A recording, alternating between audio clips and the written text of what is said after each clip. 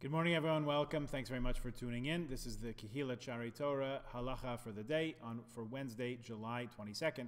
Today is also Rosh Chodesh Av, so happy Rosh Chodesh. Not a particularly happy time of year. We say Misha Nichnas Av, Mamayatin Besimcha.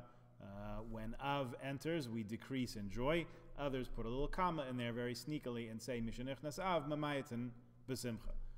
When Av comes in, we decrease in our joyous activities, but we do that even besimcha. So choice is ours. We're going to do something a little bit different from now for the next couple of weeks. You may have noticed that the world is a little bit topsy-turvy, a little bit upside down and backwards these days, and things are not as we anticipated they would be, even as short as 6 months ago, let alone last year. So usually we wait a couple of weeks till we get into reviewing the laws of the high holidays of the month of Elul leading up to Rosh Hashanah Yom Kippur and Sukkot itself. This year we're going to start a little bit earlier. We're still a week out before Tisha B'Av. Nevertheless, we're going to start today with reviewing the laws from Kitzur Shulchan Aruch of the month of Elul. That way we'll have a chance to get through hopefully most, if not all of it, in due time. We'll be able to add a few things.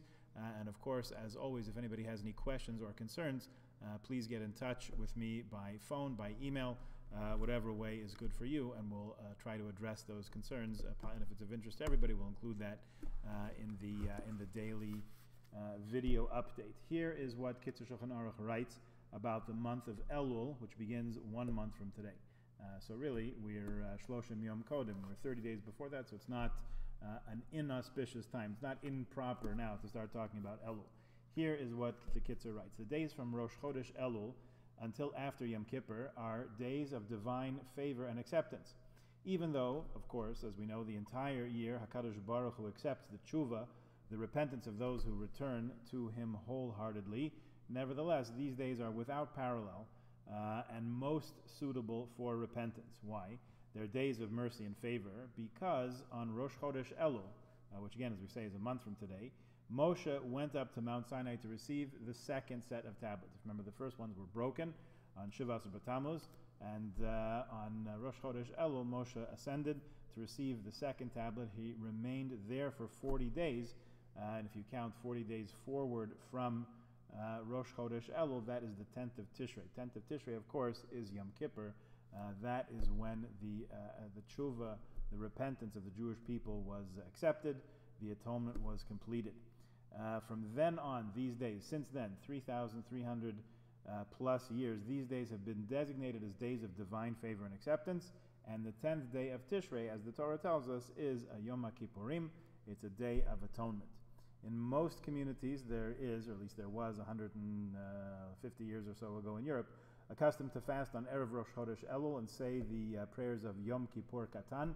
I'm not sure those are even in our Siddur, but it does mention it in the Luach. So if you are looking at the Ezra's Torah Luach, you will see a mention there of Yom Kippur Katan, which is some extra prayers that are said, and people do, or they used to fast a little bit on Erev Rosh Chodesh. In order to be spiritually prepared for tshuva. If Rosh Chodesh occurs on Shabbos, Yom Kippur Katan is held on the preceding Thursday. We in our shul do not have this custom of Yom Kippur Katan, but if anyone wants to look into it, we can certainly direct you to some sources.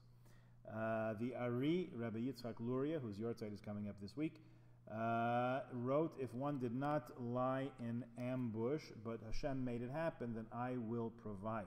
Speaking about the city of refuge, it's a verse in Exodus chapter 21, Ina liyado v'samti lecha, says that those 4 words from that verse, Exodus chapter 21, verse 13, begin with the letters Aleph, Lamed, Vav, Lamed, Elul, to indicate that this is a favorable time for repentance to be accepted for the sins that are committed during the entire year.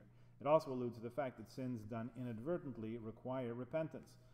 One might say that it wasn't my choice, it wasn't my intention, so why do I have to do tshuva on it? So even things that occur to us or things that we're involved in that aren't necessarily our choice also involve a stock-taking, cheshbon hanefesh, and tshuva, and we will speak about that in days to come.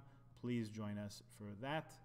In the meantime, Chodesh Tov should be a healthy and good and happy month for everybody, and these days should be transformed from sadness into joy and happiness for Klal Yisrael.